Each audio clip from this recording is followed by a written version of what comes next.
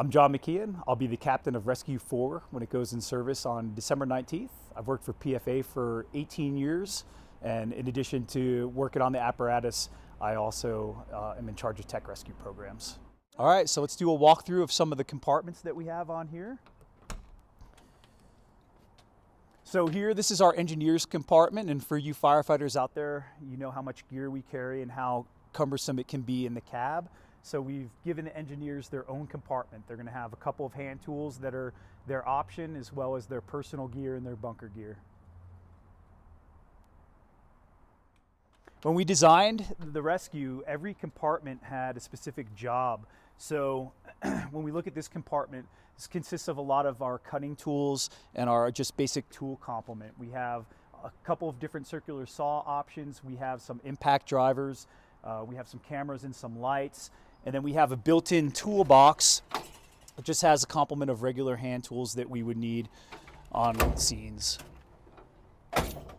One of the things about the rescue company is that it's basically a big toolbox on wheels. So anything from man and machine type calls where somebody has their hand stuck to a building collapse where we might need some concrete cutting capabilities to just boarding up a house after a fire, we're going to pull from this compartment to do the majority of that.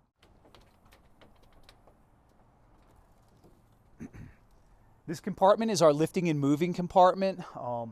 In terms of big rig extrication and things like that, we have chains that are rated for overhead lifting. We have a lot of synthetic slings. We have our block and tackle for our winches and for our grip hoists. So a lot of different options for lifting and moving. The biggest application that we would see for this for sure is heavy vehicle extrication, but it allows us to do a couple other things as well in terms of like lifting heavy things such as construction site incidents, things like that.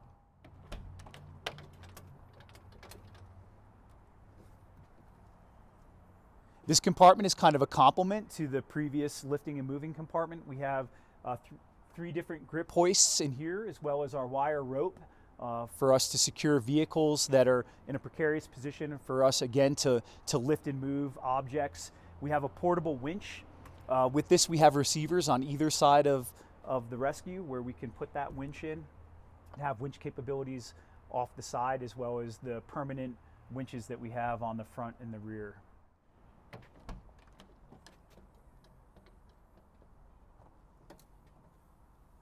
So we have some just 4x4 cribbing right now. We're in the process of reconfiguring our cribbing to have some 2x2s as well as some wedges in there. And then we're in the process of having built some SCBA cylinders. We have a compressor now at Station 4 where this rig will be, and so we're going to have the ability to fill cylinders for ourselves and other companies when we work on fires. So that wasn't originally part of the plan for this rig. Now that it is, we're going to have SVI, who built this truck here in Fort Collins. They're going to build a new storage system for our cylinders, then we'll put it in there. So we use cribbing for a variety of things, mostly like stabilizing objects that we don't want to move, especially vehicles when we're raising them. We want to crib, so if we have a failure of our lifting equipment, that it's going to be on the wood rather than go all the way back down to the ground. So we have some various sizes here, and then we have some larger sizes up top.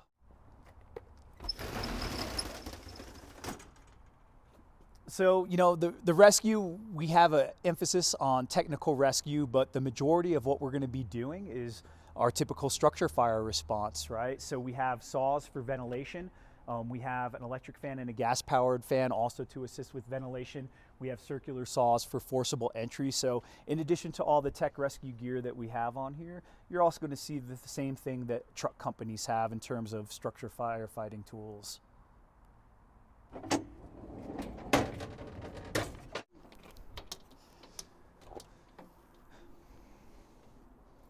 All right, so just like the truck companies in the city, one of our tasks is going to be vehicle extrication. So we have hydraulic tools that are run by battery, but we also have hydraulic tools that are run by a portable hydraulic pump. So that gives us a kind of a dual capability for vehicle extrication. As known as the jaws of life, right? We have cutters and spreaders, and then we also have rams, which are used for spreading material apart.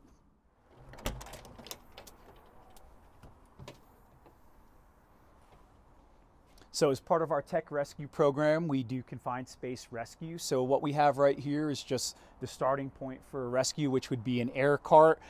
We have 200 feet of air hose for a couple of rescuers, as well as our communications box and our victim mask for confined space rescue.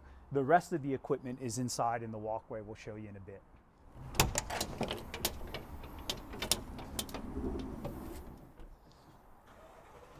So in this compartment, we have a MaxiForce lifting bag. It's an airbag for lifting either vehicles, or it has the capacity to even lift up to a train car with some additional assistance from other airbags. Up top, we have some medium pressure airbags that we can use, as well as their hoses. So this is kind of the start of our lifting compartments.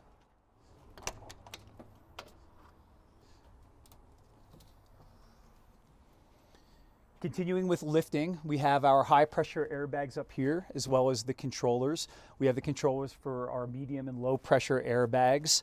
We have some extra hose, as well as just pneumatic tool hose in here. And then we have a variety of bottle jacks, floor jacks, and high lift jacks. Again, all for lifting. The yellow case is our man and machine kit. Again, we talked about if somebody has anything from like a ring stuck on their finger to their hand caught in an auger or piece of machinery, we have the capacity to deal with that. And then our cutting compartment, we have oxyacetylene as well as petrogen torches.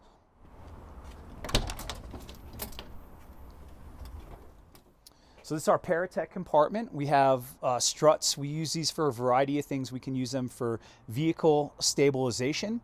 We can use them for heavy lifting and big rig extrication. We also use those to shore trenches, and also building claps. So we have a lot of use with the Paratech equipment. We have a variety of heads and feet that we use for those, as well as our hydrofusions, which also are used in conjunction with lifting.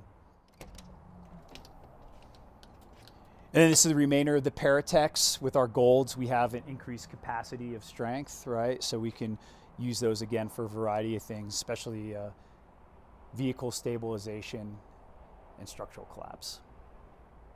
One of the things that we wanted to do was we wanted to have the ability to grow into this truck. So we have pack track on the majority of the compartments, so that the connections that we use to secure the equipment, we have the ability to move them. So maybe if we replace these or find a better configuration for them, we haven't drilled through the walls, we can simply slide out their attachments and move them somewhere else. So we try to be really thoughtful in not only where the truck is going to be today, but where it's going to go in the future, and give us some ability to be dynamic with that.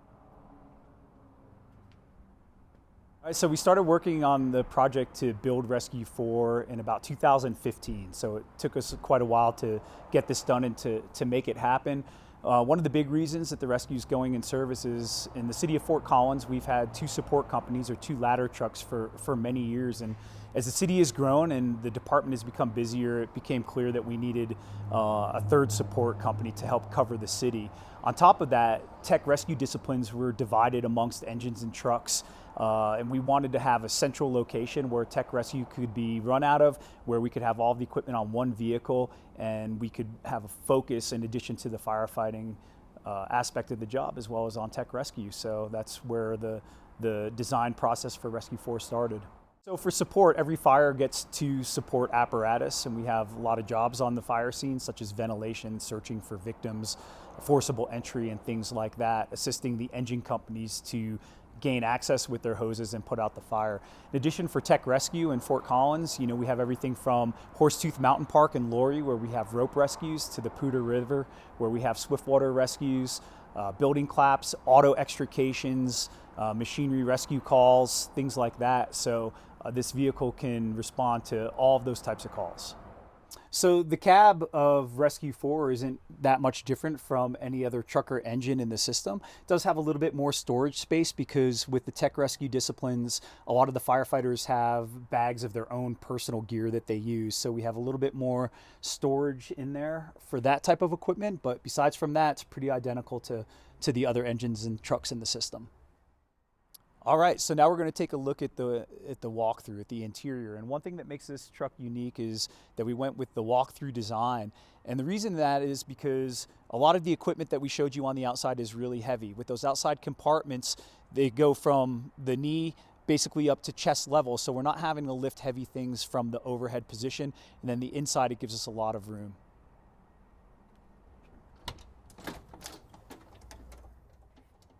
I'm gonna hit the kneeling button.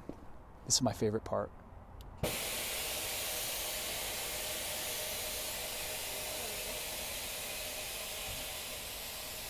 Cool, right? So this compartment, we have a variety of things. We have our RIT pack and RIT rope, which we use for firefighter rescue.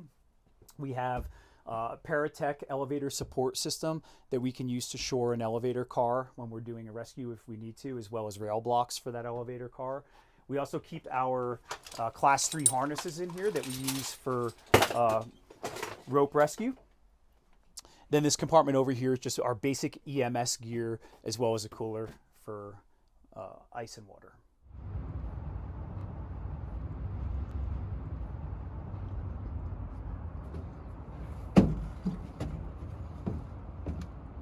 All right, so we really wanted to maximize storage with this rig, so we put what are called coffin compartments up on the top. So in this one, miscellaneous odd-shaped things like our squeegees. We have some lath and plastic for board up. We have various shovels and pry bars. This compartment here is, we have shoring material, right? So we have 4x4s, 2x and 6x that we can use for shoring. We also have our gusset package, which is part of basically, like, let's say a vehicle through a building. We have the ability to shore that building up and make it safe while the rescuers are working inside it. The other thing that we have are some of our equipment for Paratech rakers, where we have to build a raker shore. One of the things that we recognized is that some of the things that we were going to be storing up here are really heavy. So we had SVI design and build a roller system for us on both the sides and the end, so we can actually put the pieces of lumber on the rollers and pull them up rather than like scuffing up the apparatus. So a pretty cool feature that SVI did for us. And then this compartment is for trench rescue. We have one set of strong backs, which allows us to do an initial set of panels when somebody's caught in a trench. We also have some 4x8 plywood that we can use for ground pads and other various things. And then if we do have a trench rescue, they're very labor intensive, very equipment intensive. We have claps for, which will come in tandem with this rig, which has many more panels and additional Paratech shores that we can use to build out the shoring system we need to rescue that person from the trench.